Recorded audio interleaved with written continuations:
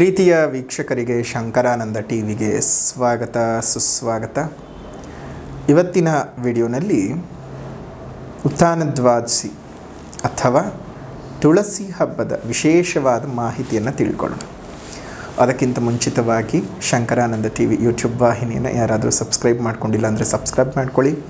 Instagram page, Facebook ಪೇಜನ್ನು follow ಮಾಡ್ತಾ ಇಲ್ಲ ಅಂದರೆ ಫಾಲೋ ಮಾಡಿ. ಅದರಿಂದ ನೆಕ್ಸ್ಟ್ ಅಪ್ಲೋಡ್ ಮಾಡುವಂತಹ ವಿಡಿಯೋಗಳು ನಿಮಗೆ ನೋಟಿಫಿಕೇಷನ್ನ ಮುಖಾಂತರ ಬಂದು ತಲುಪತ್ತೆ. ಹೊಸ ಮಾಹಿತಿಯನ್ನು ತಿಳ್ಕೊಳ್ಳೋದಕ್ಕೆ ಸಾಧ್ಯವಾಗುತ್ತೆ ಅಂತ ತಿಳಿಸ್ತಾ, ಈ ಒಂದು ಉತ್ಥಾನದ್ವಾದಶಿ ಅಥವಾ ತುಳಸಿ ಹಬ್ಬದ ಹಿನ್ನೆಲೆ ಏನು ಅಂತ ತಮ್ಮೆಲ್ಲರಿಗೂ ಸಹ ಈಗಾಗಲೇ ಗೊತ್ತಿದೆ. ಆ ಬೃಂದಾದೇವಿಯನ್ನು ನೆನೆಸ್ಕೊಳ್ತಕ್ಕಂಥದ್ದು, ವಿಷ್ಣು ರಾಕ್ಷಸನ ಸಂಹಾರಕ್ಕಾಗಿ ಕೆಲವೊಮ್ಮೆ ಧರ್ಮವೋ ಅಧರ್ಮವೋ ಗೊತ್ತಿಲ್ಲ, ಒಂದು ಹೆಣ್ಣಿನ ಪಾತಿವ್ರತ್ಯ ಭಂಗ ಮಾಡುವಂತಹ ಸಂದರ್ಭ, ಇದೆಲ್ಲವೂ ಸಹ ನಿಮಗೆ ಗೊತ್ತಿರತಕ್ಕಂಥದ್ದೇ. ಆದರೆ ತನ್ನ ಪಾತಿವ್ರತ್ಯ ಭಂಗವಾಯಿತು ಅಂತ ಹೇಳಿ ಆಕೆ ತನ್ನ ದೇಹತ್ಯಾಗವನ್ನು ಅಗ್ನಿಯಲ್ಲಿ ಮಾಡಿ ಒಂದು ವಿಶೇಷ ರೂಪವಾದಂತಹ ಗಿಡ ಆಗಿ ಭೂಲೋಕದಲ್ಲಿ ಜನಿಸಿ ಅದನ್ನು ಸರ್ವಶ್ರೇಷ್ಠ ಗಿಡವಂತ ಹೇಳಿ ಭಾವಿಸಿ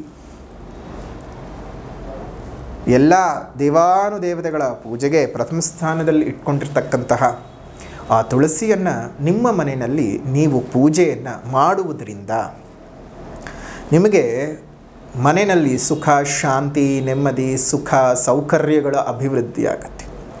ಎಷ್ಟೋ ಜನಕ್ಕೆ ನೋಡಿ, ನಿಮ್ಮ ಮನೆಯಲ್ಲಿ ನೆಗೆಟಿವಿಟಿ ಇದೆ, ನಿಮ್ಮ ಮನೆಗೆ ಮಾಟಮಂತ್ರದ ದೋಷವಾಗಿದೆ, ನಿಮ್ಮ ಮನೆಯಲ್ಲಿ ಎಷ್ಟೇ ತುಳಸಿ ಗಿಡಗಳು ಹಾಕಿದ್ರೂ ಬರ್ತಾ ಇಲ್ಲ, ಜನರ ವಿಪರೀತವಾಗಿರತಕ್ಕಂತಹ ಕೆಟ್ಟ ದೃಷ್ಟಿಗಳಿದೆ ಅಂತ ನಿಮಗೆ ಅನಿಸ್ತಿದ್ರೆ ಇವತ್ತಿನ ದಿವಸನ ಉಪಯೋಗ ಮಾಡ್ಕೊಳ್ಳಿ. ಇದರಿಂದ ಏನಾಗುತ್ತೆ ಅಂತ ಹೇಳಿದ್ರೆ, ನೋಡಿ, ಮನೆಯಲ್ಲಿ ತುಳಸಿ ಗಿಡ ಇಲ್ಲ ಅಂತ ಹೇಳಿದ್ರೆ ಎಲ್ಲ ಕೆಟ್ಟ ಶಕ್ತಿಗಳು ಬಂದು ಕೂತ್ಕೊಳ್ಳುತ್ತೆ, ಆಕರ್ಷಣೆಯಾಗತ್ತೆ. ತುಳಸಿ ಗಿಡ ಇಲ್ಲದ ಮನೆಯಲ್ಲಿ ಬಹುಬೇಗ ನೆಗೆಟಿವಿಟಿಗಳು ಅಟ್ರಾಕ್ಟ್ ಆಗ್ತಾ ಬರುತ್ತೆ. ಹಾಗಾಗಿ ನಮ್ಮ ಪೂರ್ವಿಕರು ಪ್ರತಿ ಮನೆಯಲ್ಲೂ ಇಂತಹದ್ದೇ ಜಾತಿ ಅಂತಿಲ್ಲ, ಇಂತಹದ್ದೇ ಧರ್ಮವಂತಿಲ್ಲ, ಗಿಡಗಳಿಗೆ, ಪ್ರಕೃತಿಗೆ ಯಾವುದೇ ಧರ್ಮ ಜಾತಿ ಭೇದಗಳೆಲ್ಲ ಏನಿಲ್ಲ. ಇಂತಹ ಸಂದರ್ಭದಲ್ಲಿ ಪ್ರತಿಯೊಬ್ಬರ ಮನೆಯಲ್ಲೂ ತುಳಸಿ ಗಿಡನ ನೆಡುವಂಥದ್ದು. ಅದು ಕೇವಲ ಆಧ್ಯಾತ್ಮಿಕ ಕಾರಣವಲ್ಲ, ವೈಜ್ಞಾನಿಕವಾಗಿ ತುಳಸಿ ಬೇರಿನಿಂದ ಹಿಡಿದು ಬೀಜದವರೆಗೂ ಸಹ ನಮಗೆ ಕೆಲಸಕ್ಕೆ ಬರ್ತಕ್ಕಂತಹದ್ದು. ಮೊದಲನೇದಾಗಿ ನೋಡಿ, ನಿಮ್ಮ ಮನೆಗೆ ಏನಾದರೂ ನೆಗೆಟಿವಿಟಿ ಪ್ರಭಾವ ಆಗ್ತಿದೆ, ನಿಮ್ಮ ಮನೆಯಲ್ಲಿ ಏನಾದರೂ ಮಾಟಮಂತ್ರದ ಪ್ರಭಾವ ಆಗ್ತಿದೆ, ನಿಮ್ಮ ಮನೆಯಲ್ಲಿ ಅಸೌಕರ್ಯಗಳು ಅಭಿವೃದ್ಧಿ ಜಾಸ್ತಿ ಆಗ್ತಾ ಇದೆ, ವೃದ್ಧಿ ಆಗ್ತಾ ಇದೆ, ನಿಮ್ಮ ಮನೆಯಲ್ಲಿ ಏನಾದರೂ ಅಸೌಕರ್ಯಗಳು ಜಾಸ್ತಿ ವೃದ್ಧಿ ಆಗ್ತಾ ಇದೆ ಅಂತೇನಾದರೂ ನಿಮ್ಗೆ ಅನ್ನಿಸ್ತಾ ಇದೆಯಾ? ಮನೆಯಲ್ಲಿ ಒಬ್ಬರಾದ ಮೇಲೆ ಒಬ್ಬರು ಅನಾರೋಗ್ಯಕ್ಕೆ ತುತ್ತಾಗ್ತಾ ಇದ್ದಾರೆ, ಅನಾರೋಗ್ಯ ಪೀಡಿತರಾಗ್ತಾ ಇದ್ದಾರೆ ಅಂತ ಬಳಲ್ತಾ ಇದ್ದೀರಾ? ಅದಕ್ಕೆಲ್ಲ ಕಾರಣ ಏನು ಅಂದರೆ ನಿಮ್ಮ ಮನೇಲಿರುವಂಥ ನೆಗೆಟಿವಿಟಿ.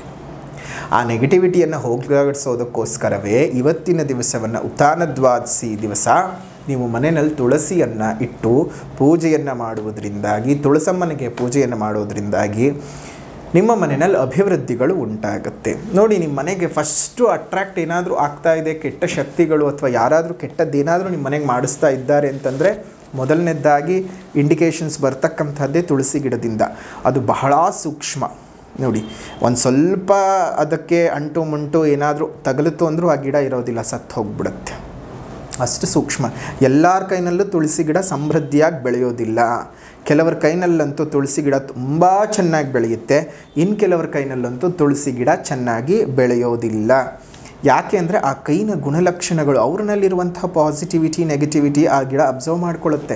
ಹಾಗಾಗಿನೇ ಯಾರ್ಯಾರ ಕೈನಲ್ಲಂದರೆ ಅವ್ರವ್ರ ಕೈನಲ್ಲಿ ಗಿಡಗಳನ್ನು ಹಾಕ್ಸಲ್ಲ. ನೋಡಿ, ನುಗ್ಗೆ ಮರನೂ ಅಷ್ಟೇ, ಯಾರಾದರೂ ಒಬ್ರು ಕಡಿದ್ರು ಅಂತಂದರೆ ಸಮೃದ್ಧವಾಗಿ ಬೆಳೆಯುತ್ತೆ. ಇನ್ನು ಕೆಲವೊಬ್ರು ಏನಾದರೂ ಕೈ ಇಟ್ಟರು ಅಂದರೆ ಅದು ಬರೋದೇ ಇಲ್ಲ. ಯಾಕೆಂದರೆ ಪ್ರಕೃತಿ ಮನುಷ್ಯನಲ್ಲಿರತಕ್ಕಂತಹ ಆ ವೈಬ್ಗಳನ್ನು ಅಟ್ರಾಕ್ಟ್ ಮಾಡ್ಕೊಳ್ತಕ್ಕಂತಹ ಒಂದು ಸಾಮರ್ಥ್ಯ ಅದಕ್ಕೆ ಇದೆ. ಹಾಗಾಗಿಯೇ ಈ ಒಂದು ವಿಶೇಷವಾದಂತಹ ದಿನಾಂಕ 2/11/2025 ಭಾನುವಾರದ ದಿವಸ ದ್ವಾದಶಿ ಇದೆ. ಅದನ್ನು ಉತ್ಥಾನದ್ವಾದಶಿ ಅಂತ ಕರೀತಾರೆ. ಅದರಲ್ಲೂ ಕಾರ್ತೀಕ ಮಾಸದ ಶುಕ್ಲ ಪಕ್ಷದ ದ್ವಾದಶಿ ತಿಥಿ. ಈ ಶುಕ್ಲ ಪಕ್ಷದ ದ್ವಾದಶಿ ತಿಥಿಯಂದು ವಿಶೇಷವಾದ ಉತ್ಥಾನದ್ವಾದಶಿ ಅಥವಾ ತುಳಸಿ ಹಬ್ಬ, ತುಳಸಿ ಪೂಜೆ ಏನು ಬೇಕಾದರೂ ಕರ್ಕೋಬಹುದು. ತುಳಸಿಯನ್ನು ವಿಶೇಷವಾಗಿ ಆರಾಧನೆಯನ್ನು ಮಾಡ್ತಕ್ಕಂಥದ್ದು. ಇಂತಹ ಒಂದು ಕಷ್ಟಗಳಲ್ಲಿ ನಿಮ್ಮನೆಯಲ್ಲಿ ನೋಡಿ ತುಂಬ ಕಷ್ಟಗಳನ್ನು ಅನುಭವಿಸ್ತಿರ್ತೀರಿ, ನಷ್ಟಗಳನ್ನು ಅನುಭವಿಸ್ತಾ ಇರ್ತೀರಿ. ಎಲ್ಲ ವಿಧದಲ್ಲೂ ಸಮಸ್ಯೆಗಳು, ಹಣಕಾಸಿಂದಾಗಿರಲಿ, ಆರೋಗ್ಯದ್ದಾಗಿರಲಿ, ಈ ಕೆಟ್ಟ ಶಕ್ತಿಗಳದ್ದಾಗಿರಲಿ, ನಮ್ಮಲ್ಲಿ ಏನೂ ಆಗ್ತಾನೆ ಇಲ್ಲ ಅಂತ ಅಂದ್ಕೊಂಡಿರುವಂಥವ್ರು ಇವತ್ತಿನ ದಿವಸ ಒಂದು ಶ್ರೀ ತುಳಸಿ, ಕೃಷ್ಣ ತುಳಸಿ. ಶ್ರೀ ತುಳಸಿ ಅಂತ ಹೇಳಿದ್ರೆ ಅದು ಪಚ್ಚೆಯಾದ ಕಲರ್ನಲ್ಲಿರುತ್ತೆ, ಅಂದರೆ ಹಸಿರಿನ ಬಣ್ಣದಲ್ಲಿರುತ್ತೆ. ಕೃಷ್ಣ ತುಳಸಿ ಅಂತ ಹೇಳಿದ್ರೆ ಅದೊಂದು ಸ್ವಲ್ಪ ಕೃಷ್ಣ ವರ್ಣದಲ್ಲಿ, ಅಂದರೆ ಕಪ್ಪಗಿನ ಬಣ್ಣದ. ಕಪ್ಪು ಅಂದರೆ ಪೂರ್ತಿ ಸಂಪೂರ್ಣವಾಗಿ ಏನು ಕಪ್ಪಿರೋದಿಲ್ಲ, ಹಸಿರು ಮತ್ತು ಕಪ್ಪು ಮಿಶ್ರಣವಾದರೆ ಯಾವ ಬಣ್ಣದಲ್ಲಿರುತ್ತೋ ಆ ಬಣ್ಣದಲ್ಲಿ ಇರುತ್ತೆ.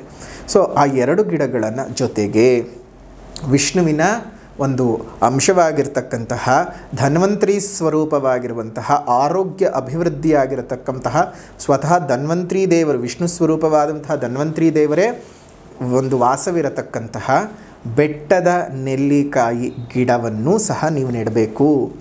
ಆದರೆ ಈಗ ಏನಾಗ್ತಾ ಇದೆ ಅಂತಂದರೆ ಸುಮ್ಮನೆ ಒಂದು ಕಡ್ಡಿನ ಕಿತ್ಕೊಂಬಂದು ಜೊತೆಯಲ್ಲಿ ಇಟ್ಟು ಮದುವೆ ಮಾಡ್ತಾ ಇದ್ದಾರೆ. ಆದರೆ ಅದು ಹಾಗಲ್ಲ, ಗಿಡವನ್ನೇ ಇಡಬೇಕು. ಆದರೆ ಈಗೇನು ಮಾಡೋಕ್ಕಾಗತ್ತೆ, ನಗರ ಪ್ರದೇಶಗಳಲ್ಲಿ ಲಭ್ಯವಿಲ್ಲ, ಹಳ್ಳಿಗಳ ಪ್ರದೇಶದಲ್ಲಿ ಮಾಡೋದಕ್ಕೆ ಸೌಲಭ್ಯ ಇಲ್ಲ. ಹಾಗಾಗಿ ಲಭ್ಯವಿದ್ದಂಥವ್ರು ಮಾಡ್ಕೊಳ್ಳಿ, ಸೌಲಭ್ಯವಿದ್ದಂಥವ್ರು ಉಪಯೋಗಿಸ್ಕೊಳ್ಳಿ. ಇಲ್ಲದೇ ಇರತಕ್ಕಂಥವ್ರು ಈಗೇನು ಒಂದು ಕಡ್ಡಿನ ತಂದು ಇಡ್ತಿದ್ದೀರಲ್ಲ ಅದೇ ರೀತಿಯಾಗಿ ಇಟ್ಟು ನೀಟಾಗಿ ಪೂಜೆಯನ್ನು ಮಾಡಿ ಒಳ್ಳೆ ರೀತಿಯಲ್ಲಿ ಪ್ರಾರ್ಥನೆಯನ್ನು ಮಾಡಿ.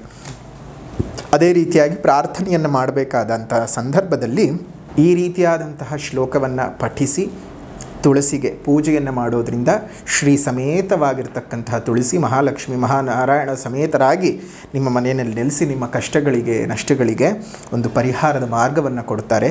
ಶ್ಲೋಕ ಈ ರೀತಿಯಾಗಿ ಬರುತ್ತೆ. ಯನ್ಮೂಲೆ ಸರ್ವತೀರ್ಥಾನಿ ಯನ್ಮಧ್ಯೆ ಸರ್ವದೇವತಾ ಯದಗ್ರೆ ಸರ್ವವೇದಾಶ್ಚ ತುಳಸಿತ್ವಾಂ ನಮಾಮ್ಯಹಂ. ನಮಸ್ತುಳಸಿ ಕಲ್ಯಾಣಿ ನಮೋ ವಿಷ್ಣುಪ್ರಿಯೇ ಶುಭೆ ನಮೋ ಮೋಕ್ಷಪ್ರದೇ ದೇವಿ ನಮಃ ಸಂಪತ್ಪ್ರದಾಯಿಕೆ. ಈ ಮಂತ್ರವನ್ನು ನೀವು ಹೇಳಿ ದೇವಿಗೆ ಪೂಜೆಯನ್ನು ಮಾಡಿ, ಅದರಲ್ಲೂ ಇವತ್ತು ವಿಶೇಷವಾಗಿ ನೀವು ಈ ಹುರಿಗಡಲೆಯಿಂದ ಮಾಡಿದಂತಹ ನೈವೇದ್ಯವನ್ನು ಮತ್ತು ಬೆಲ್ಲದ ಪಾನಕದ ನೈವೇದ್ಯವನ್ನು ಮಾಡಿ ಮಹಾಲಕ್ಷ್ಮಿ ಸ್ವರೂಪಿಣಿಯಾಗಿರತಕ್ಕಂತಹ ತುಳಸಿ ದೇವಿಗೆ ಅರ್ಪಣೆಯನ್ನು ಮಾಡಿ ನೀವು ಪ್ರಾರ್ಥನೆಯನ್ನು ಮಾಡೋದರಿಂದ ಎಲ್ಲ ವಿಧದ ಕಷ್ಟ ನಷ್ಟಗಳಿಂದ ದೂರ ಆಗ್ತೀರಿ. ಶುಭವಾಗಲಿ, ಮಂಗಳವಾಗಲಿ.